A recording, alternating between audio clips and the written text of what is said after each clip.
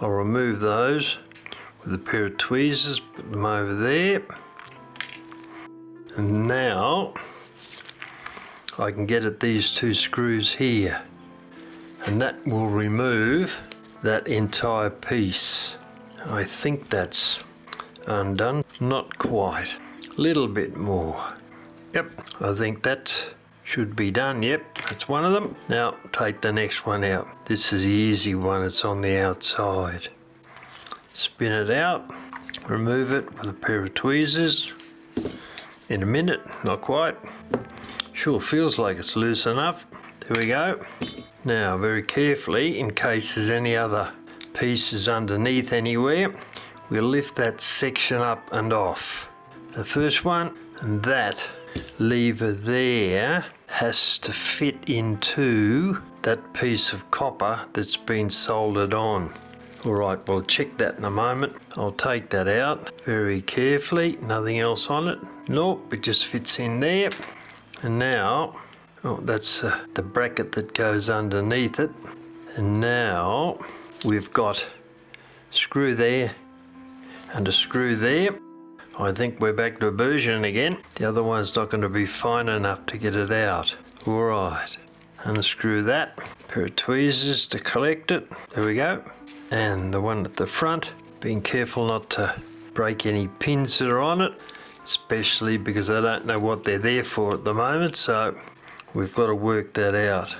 Take that out, and now this piece here comes off. Some marks here and there, but those two screws there that guide that little piece across there are different heights. So I'll leave them for the moment. I don't know whether one of those is a bit looser or not, but I would imagine that both of those cheesehead screws should be the same height. Actually, I will screw that down a little bit. We don't want to lose it. Now I can adjust it later. Yeah, that's better. All right. So now we can remove this barrel. I'll loosen this screw here a little bit and loosen that a bit more. Still a bit tight there. And see if that, yeah, those teeth seem to be alright. Alright, back to our screw again. We don't want to loosen it completely and pull it out. Gee, that's been hacked off. That hasn't been finished at all. Alright, well, I'll think about that for a minute because we can't just drag it out with the teeth over the top there. The teeth seem to be alright. I can't see any damaged teeth, though there's a wear line along there and round there. So something's been scratching on it. Alright, I'll investigate this and see how we can get that out, because the arbor is not going to move on it, but we have to be able to get that part out. Alright, we'll do some close-up look at this. You can see big slabs of solder over there. That's certainly run off seriously well holding that hook on. But you can see the tiny size of the teeth, how tiny the teeth are on that wheel. Even the pinion has got really small leaves on it. That little guy in there, when the fan spins, you can see that worm screw will turn, which turns this little wheel out here. That tiny little wheel. That tiny little wheel there, I think wouldn't be much over 10 millimeters. I'll put a vernier on it and we'll see exactly what the size is. There we go, 7.86 millimeters. That's the size of that little wheel in there. Those teeth are absolutely microscopic. There's another pinion on there. These teeth are a little bit bigger. That could do with a good clean-up. Well, what we're going to do while we're here, we might as well have a look at this mess close up. He's created some sort of a spring here for that little click, that tiny little click down there, which when I turn this wheel, that little click in there. It's a huge big wad of solder on there, and all the way running down across there, there's excess pieces in there lying around. There's a massive amount of oil sitting on that pivot there. That tiny little click there actually turns round. You can see it working, so that spring that he's made and bodged up is actually working. So what I've decided to do with these parts, I'm going to clean them up in some kerosene. I'll rub them down with a toothbrush, then we'll put them into some naphtha and remove the kerosene like that. Then we'll dry them off, and then I'm going to put the movement back together again with all these bizarre modifications that are on it, just as a matter of interest to see whether it's going to work or not before I start trying to clean up these horrible messes he's got here. I'm rather fascinated to see whether the work he's done on this actually solves the problem that he set out to solve. Alright, so I'll get some kerosene and we'll start cleaning these parts. Because the teeth on these wheels are so fine, you can imagine the tiniest little piece of dust will stop this movement working. So what we're going to do is we'll very carefully wash each piece in some kerosene, being very careful because the parts are so incredibly fine. And we'll run over the edge of the teeth there, one at a time, and hold that piece back so that we can get between each pair of teeth and down onto there.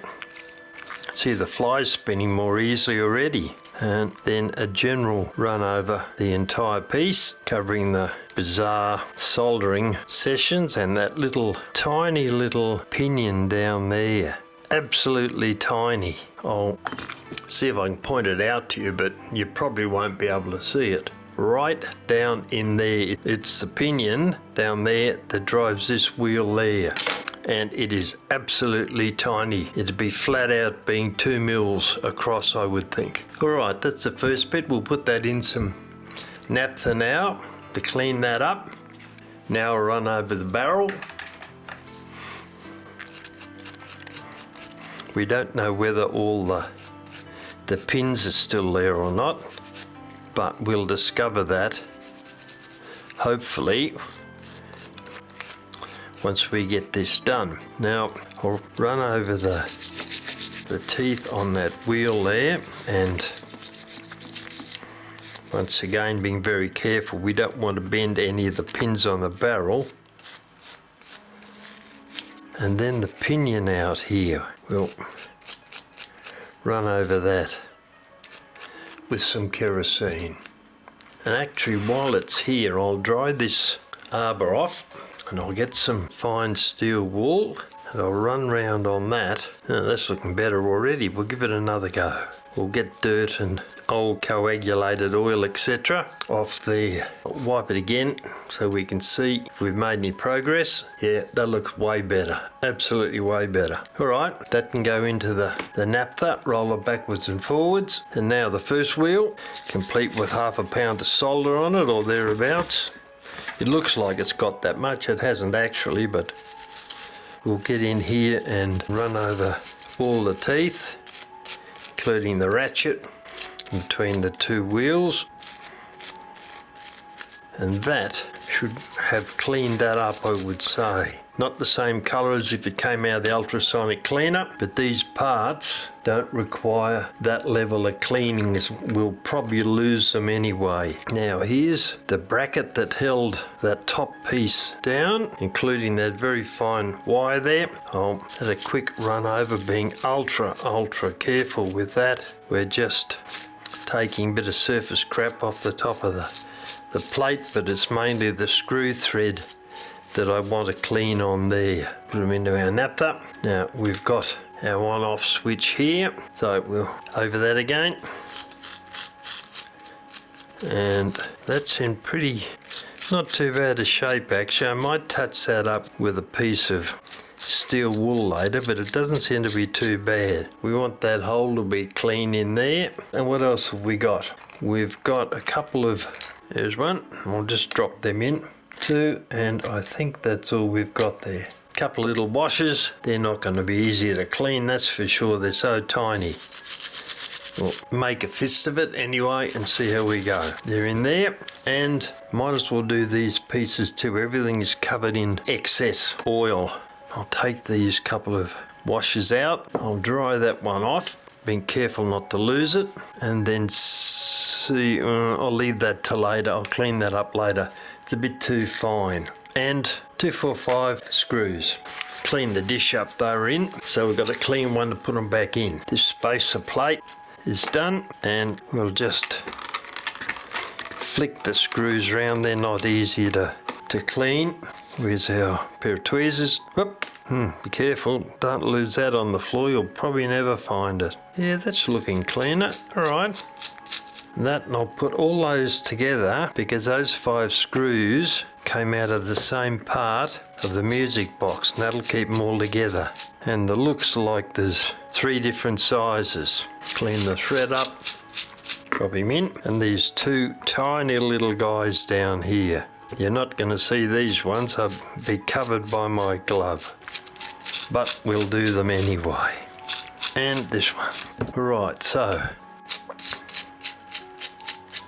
we'll do this piece here. This is a non-functioning piece in this music box. It usually has a contrate wheel running around inside there with teeth that stick up like that instead of going around the radius. And it has a spring in there, and it's wound up there, but it's been seriously modified so that it can run on a chain on the other side. So we'll give that a clean anyway. There's a couple of very fine screws on the top there to be careful of, but naturally it's a bit crappy inside there, so we'll give that a bit of a clean and clean the whole thing up while we're doing it. Now, and all those pieces there come out of the same place. All right. Everything else is pretty clean actually. We've got that screw there's not too bad. I think that's clean. Yeah, that's all right. That's a bracket that holds it together. I think that's not a problem, that. Little bit of excess solder on the bottom down there. Bit hard to see now because it's got kero on it, but it is there. You can see it when I turn it backwards and forwards. Alright, well, that's the end of that. I'll pour the kero back into the bottle, and then we'll take the parts out and dry them, and then we'll put it back together and see if this thing's going to work or not. Now we'll take the parts out of the naptha, and I'll put them on a piece of clean dry paper here. That way we can keep them all in their relative position, so they'll be easy to put back where they came from. I think I'll let these air dry actually.